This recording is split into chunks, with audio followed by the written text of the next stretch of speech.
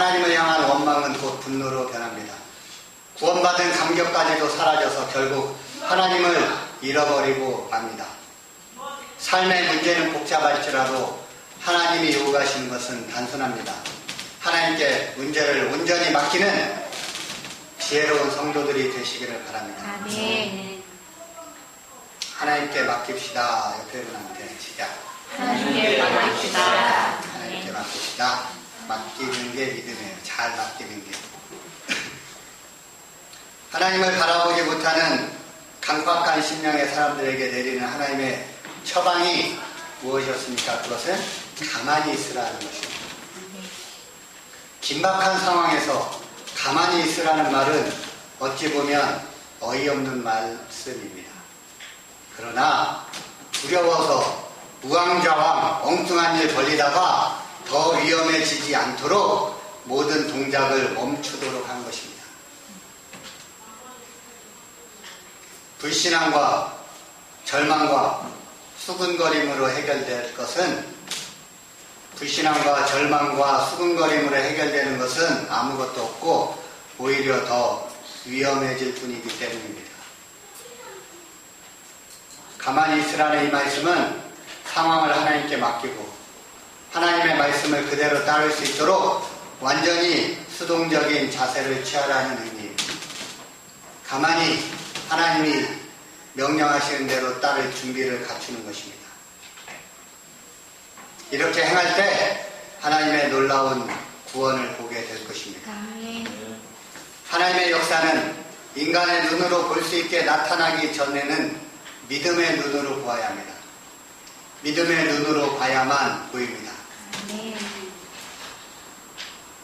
홍해를 만나 진퇴양난의 위기에 빠진 이스라엘을 위해 하나님께서 모세에게 지시를 내리십니다. 15절, 16절 함께 읽겠습니다.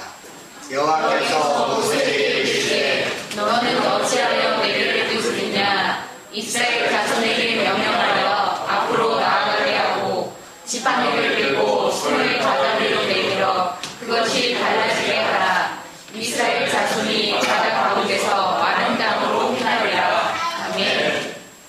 하나님은 이제 가만히 잠잠히 하나님만 바라보는 이스라엘을 향해서 부르짖지 말고 앞으로 나아가라고 말씀하십니다. 모세에게는 지팡이를 들고 손을 바다 위로 내밀어 바다를 갈라지게 하라고 명령하십니다. 출애굽 이후에 긴박한 위기 가운데 놓인 이스라엘을 위해 하나님은 긴급히 움직이십니다. 하나님은 모세에게 지팡이로 홍해를 갈라 건너가게 하시는 동시에 애국 군대가 더 이상 추격하지 못하도록 구름 기둥으로 이 애국 군대의 진로를 차단하십니다. 구름 기둥이 막아서 깜깜하고 그 강한 바람 때문에 애국 군대가 더 이상 추격을 하지 못하고 멈춰 설 수밖에 없었어요. 이 일을 행하시기 위해 하나님은 모세에게 명령하십니다. 이스라엘 백성을 앞으로 나아가게 하고 너는 지팡이를 들고 손을 내밀어 홍해를 갈라지게 하라. 이스라엘은 자신들을 추격하는 애국 군대를 바라보지 말고 홍해를 향해 나아가야 했습니다. 이 같은 하나님의 말씀에 모세는 순종했습니다. 이스라엘이 하나님의 말씀을 믿고 앞으로 나아갔을 때 모세가 지팡이를 들어 바다 위로 내밀었을 때 홍해가 갈라졌습니다. 이스라엘 백성은 갈라진 바다에 마른 땅을 걸어 건너가게 되었습니다. 믿음은 행동이며 순종입니다. 믿음은 기적을 일으킵니다. 모세의 지팡이는 하나님이 동행하시는 지팡이입니다. 애굽의 10가지 재앙을 일으킨 능력의 지팡이입니다. 하나님은 이번에도 모세와 모세의 지팡이를 사용하셔서 이스라엘 백성을 위해 놀라운 일을 행하셨습니다. 하나님은 친히 그분의 백성을 위해 그들의 삶의 현장에서 싸우시는 분입니다. 모세는 하나님의 말씀에 순종했습니다. 하나님께 맡기고 그분의 말씀에 순종할 때 놀라운 역사를 경험할 수 있습니다. 홍해와 애국 군대 사이에서 마른 지팡이를 든다는 것은 인간의 눈으로 보기에는 미련해 보입니다. 그러나 그것이 하나님의 방법이었습니다. 어려움을 당했으나 하나님의 방법을 신뢰하는 사람들은 인간을 향한 하나님의 사랑과 열심을 보게 될 것입니다. 아멘. 하나님이 이스라엘 백성을 위해 싸워주셨습니다. 아멘. 하나님은 전쟁에 능한 여호와이시라고 말씀하십니다. 하나님이 나를 위해 싸워주십니다. 아멘. 애국 군대의 추격과 홍해의 장벽 앞에서 이스라엘은 절망할 수밖에 없었습니다.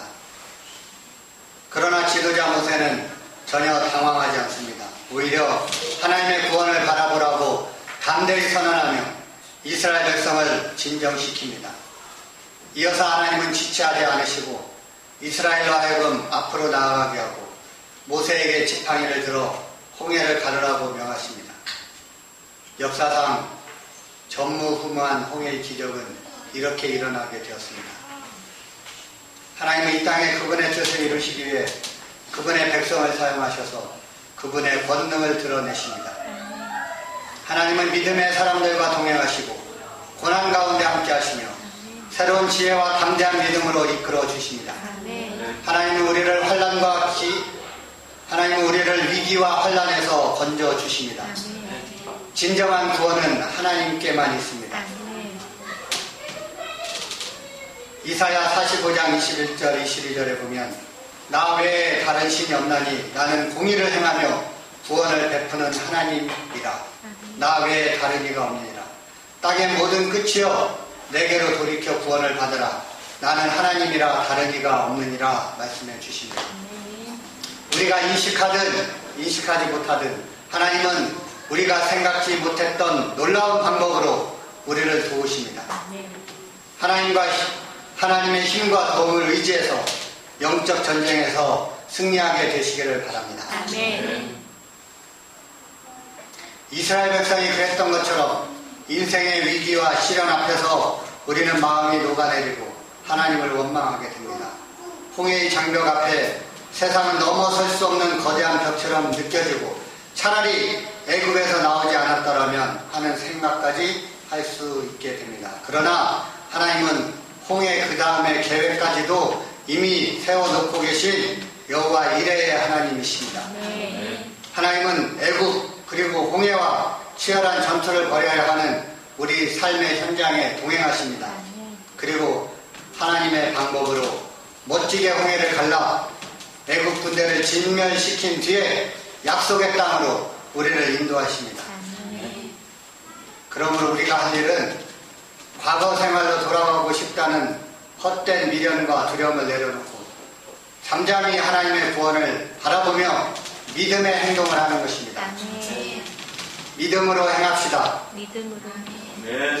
옆에 분한테 믿음으로 행합시다. 믿음으로 행합시다. 말하는 대로 되는 거예요. 네. 믿음으로 행합시다. 다시 시작. 믿음으로 행합시다. 엎드려 하나님께 부르짖어야 할 때가 있고 일어나서 믿음으로 행동해야 할 때가 있습니다. 하나님은 행동하는 믿음 속에 역사하십니다. 하나님이 길을 여시고 도우실 것을 하나님이 길을 여시고 도우실 것을 확신하고 모세와 같이 지팡이를 들고 손을 내밀어 내 삶의 홍해를 가르게 되시기를 바랍니다. 아멘. 하나님은 지금도 일하십니다. 아멘. 내가 하는 것 같아도 사실은 하나님이 하시는 것입니다. 내가 순종할 때 나머지는 하나님이 다 해주십니다. 아멘. 역사 속에서 많은 사람이 업적을 남겼습니다. 그러나 사람이 어떤 계획을 세운다 해도 결국 그 일을 이루시는 분은 하나님이십니다. 아멘. 참새 한 마리도 그분의 뜻이 없으면 땅에 떨어지지 않습니다. 아멘. 이스라엘이 치른 수많은 전쟁에서 승리한 비결은 하나님의 전투에 있습니다. 하나님이 직접 그들을 위해 싸우셨습니다. 아멘. 하나님의 역사를 위해 우리에게 필요한 것은 잠잠히 하나님을 바라보는 것입니다. 아멘. 믿음의 심지가 견고해서 하나님을 전적으로 의지하며 신뢰할 때, 마음을 하나님께 가만히 놓아둘 때 하나님께서 우리를 통해서 마음껏 역사하실 수 있는 것입니다. 아멘. 믿음으로 행하여 하나님의 기적을 맛보며 구원의 역사에 쓰임받게 되시기를 바랍니다. 아멘. 찬송